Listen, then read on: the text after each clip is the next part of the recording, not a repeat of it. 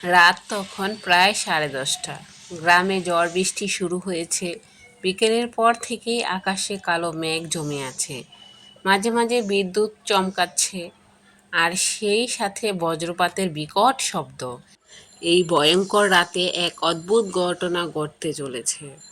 Phone বাজা রিংটনের শব্দ হঠাৎ করে। ঘুম জড়ানো কণ্ঠে, হ্যালো, এত রাতে ফোন দিছিস কেন বোন? কেঁদে কেঁদে, ভাইয়া আমার খুব ভয় লাগছে। কেন, কি হয়েছে? বাইরে প্রচুর বৃষ্টি হচ্ছে আর বিদ্যুৎ বারবার চমকাচ্ছে। আমি খুব ভয় পাচ্ছি ভাইয়া। তোর শ্বশুর বাড়ির সবাই কোথায়? ওরা সবাই বেড়াতে গেছে, বাড়ির বাইরে থেকে তালা দিয়ে গেছে। আমি একদম একা। জ্বরের শব্দে ফোনের ভেতরে কণ্ঠ কেঁপে উঠছিল। মেয়েটার কণ্ঠে কেমন এক অসহায়তা। ভাই সেটা শুনেই বুঝলো বোন আজ ভীষণ ভয় পাচ্ছে। ভয় পাস না, তোর ভাই তোর সাথে আছে। তুই কিন্তু সারা রাত আমার সাথে কথা বলবি ভাইয়া। কথা বলবো। হঠাৎ করে ফোনের লাইন কেটে যায়। মেয়েটা আরও আতঙ্কিত হয়ে পড়ল। মনে হচ্ছিল চারপাশের অন্ধকার তাকে গ্রাস করে ফেলবে। বাইরে বৃষ্টির সাথে সাথে জানালায় বাতাসের ঝাপটা, কাঠের দরজায় টোকা পড়ার মতো শব্দ, সব মিলিয়ে তার বুক দরফর করছিল। 30 মিনিট পর ফোনের রিংটন। হ্যালো। জোরে কেঁদে, তুই ফোন কেটে দিলি কেন ভাইয়া?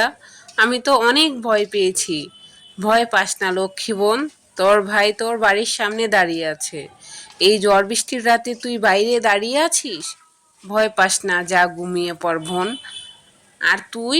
সারা রাত তোর জন্য দাঁড়িয়ে থাকবো। এভাবেই কথা চলতে থাকলো। মাঝে মাঝে বোন জানালা দিয়ে বাইরে তাকাতো, কিন্তু ঘন কুয়াশা আর বৃষ্টির ফোঁটার আড়ালে কিছুই দেখা যেত না। ভাইয়া, মনে হচ্ছে বাড়ির পাশ দিয়ে কেউ হেঁটে গেল। কিছু না, বাতাসে ঢালপালা নড়ছে। ভয় পাস না। তুই কথা বললি না কেন? চুপ করে আছিস? আমি আসি, শুধু শুনছি, তুই কথা বল। তুই ঘুমিয়ে পড়লেই তো আমি পাহারা দিব। মেয়েটা চোখ ধীরে ধীরে বাড়ি হয়ে গেল। ঝড় বৃষ্টি বজ্রপাত সব মিলিয়ে এক ভয়ানক রাতের মধ্যে ভাইয়ের কণ্ঠ তাকে শান্ত করে দিল। আর কিছুক্ষণের মধ্যেই সে গভীর ঘুমে তলিয়ে গেল। সকালবেলার পাখির ডাক। পরদিন সকাল মেয়েটি ঘুম ভেঙে প্রথমেই ফোন হাতে নিল, কিন্তু ফোন বন্ধ। বারবার চেষ্টা করেও কোনো সাড়া নেই। উদ্বিগ্ন হয়ে সে চারপাশে খোঁজ করতে লাগলো। গ্রামের মানুষজন জানালো, গত রাতে ঝড় বৃষ্টির সময় বিদ্যুতের খুঁটিতে স্পর্শ লেগে তার ভাই সেখানেই মারা গেছে। এই খবর শুনে মেয়েটি অজ্ঞান হয়ে পড়ল।